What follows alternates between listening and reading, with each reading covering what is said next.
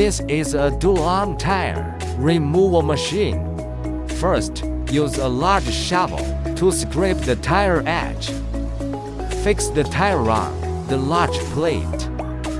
Adjust the position of the auxiliary arm and fix it pneumatically.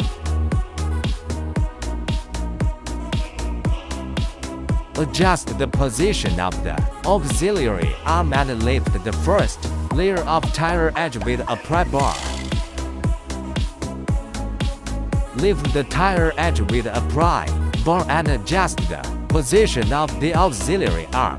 Start the turntable and remove the first layer of tires. Lift up the tire and adjust the position of the auxiliary arm. Remove the second layer of tire. Start the turntable to complete the entire tire disassembly process.